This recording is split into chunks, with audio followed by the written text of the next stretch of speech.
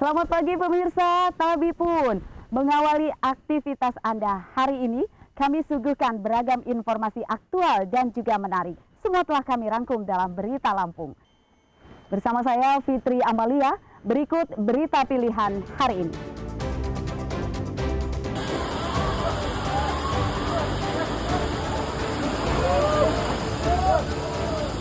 Kantor pemerintah daerah pesisir barat diterjang banjir bandang, motor dan mobil hanyut terbawa banjir.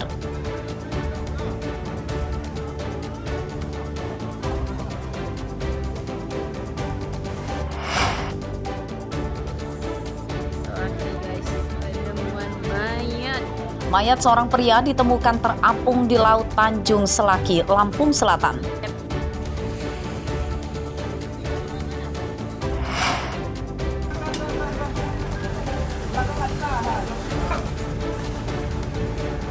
Mobil ambulans ringsek akibat menghantam bagian belakang truk yang berhenti di pinggir jalan Lampung Utara. Seorang perawat terjepit kabin.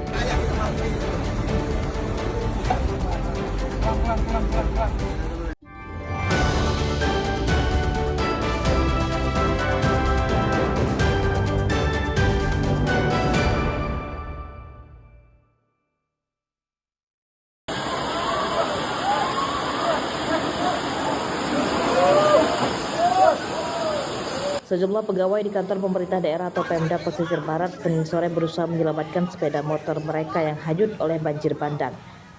Namun beberapa motor tidak terselamatkan terbawa arus deras hingga ke hulu sungai.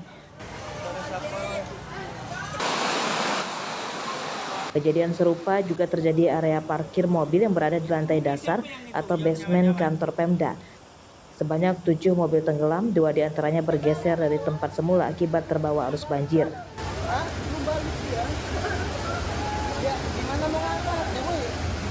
Banjir terjadi mulai Senin pukul 16.30 waktu Indonesia Barat yang disebabkan hujan lebat lebih dari 3 jam. Air hujan di kantor Pemda tidak terbuang sebab debit sungai juga meninggi. Banjir. Nah ini. Selain merendam kantor Pemda, banjir juga merendam permukiman di Kecamatan Pesisir Tengah yang lokasinya tidak jauh dari kantor Pemda. Ada 7 mobil yang terendam air karena air cukup tinggi, diperkirakan hampir 3 meter ketinggian air. Jalur Liwa Krui ada longsor sedikit, mobil bisa lewat. Untuk evakuasi selanjutnya dilanjutkan besok pagi untuk pembersihan longsor dari yang dekati rumah masyarakat. Ini kedalaman banjir rata-rata Pak di warga? Kalau di warga bervariatif mulai dari kondisi tanahnya ya, ada yang sampai 1 meter, kalau yang air yang melimpas jalan itu sampai 30 cm, itu di Mandiri lokasinya. Tapi informasi Pak, sampai sekarang pukul 20.31 air sudah mulai surut. Untuk akses lintas mobil kendaraan bisa. Penanganan banjir oleh petugas BPBD sempat terkendala oleh mesin pompa air yang rusak akibat lama tidak dioperasikan. Rosandi melaporkan dari Pesisir Barat.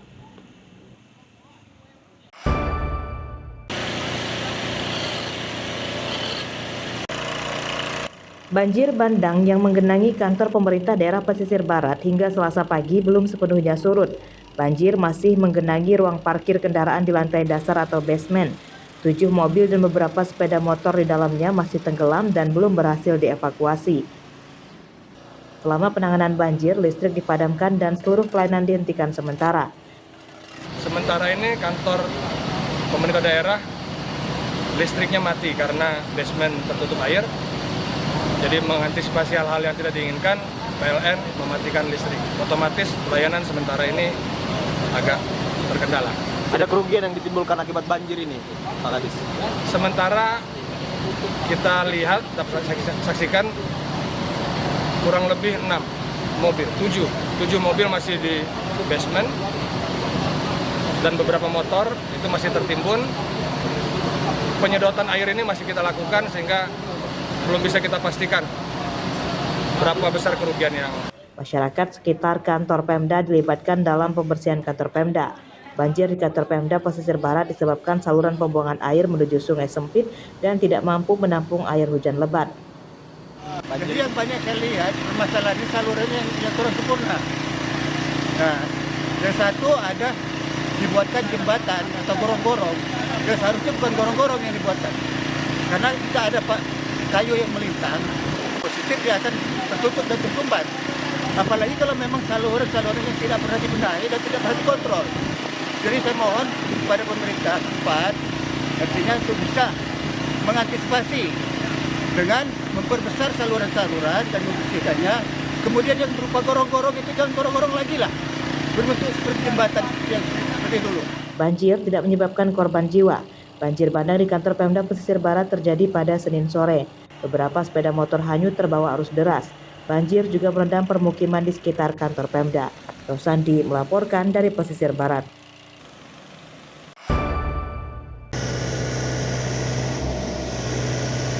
Sejumlah jalan yang tertimbun longsor di 3 kecamatan di Kabupaten Tanggamus sejak Senin malam sudah bisa mulai dilewati mobil dan motor. Namun para pengendara diimbau berhati-hati sebab jalan licin akibat masih terdapat genangan sisa lumpur. Bencana longsor tersebut terjadi di Kecamatan Cukuhbalak, Kelumbayan, dan Limau. Pemda Tanggamus menurunkan 3 unit alat berat untuk membuka jalan yang tertimbun longsor. Hari kedua setelah banjir dan longsor, Selasa siang warga bergotong royong membangun jembatan darurat dengan kayu dan batang pohon kelapa. Jembatan darurat tersebut sebagai pengganti jembatan permanen yang rusak berat akibat diterjang banjir bandang. Kebetulan alat ini masih dalam di lokasi baru 2 hari karena bencana ini duduk dari kemarin. Jadi kami selaku pemerintahan Pekor minta dikirim 1 alat lagi. Karena akses ini kalau kita ngandalin 1 alat ini mungkin nggak tembus 2 hari. Ada berapa titik Pak yang longsorin Pak? Ada sekitar 7 titik Pak. Ada 7 titik ya. Jadi selama longsor ini ada berapa jam ini Pak? Apanya? Semenjak longsornya ada berapa jam Pak? Kendaraan kita yang nggak bisa keluar masuk dari Pekon? Dari kemarin. Oh dari kemarin? Dari kemarin. Sampai saat ini belum bisa. Iya, tadi saya kirim wakil ke sana karena tadi saya ada acara maulidan itu dan itu sangat sakral. Di sana juga masalahnya sakral juga. Iya. Saya kirim dibagi ke wakil ke sana.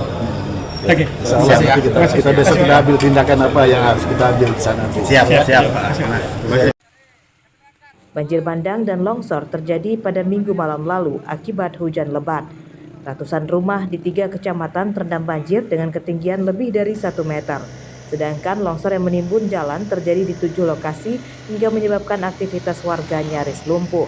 Asep Saifullah melaporkan dari Tanggamus.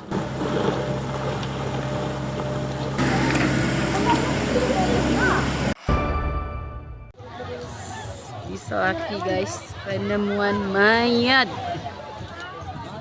Warga Desa Tarahan, Kecamatan Katibung, Lampung Selatan, Selasa sore digegerkan penemuan mayat pria yang terapung di pantai Tanjung Selaki.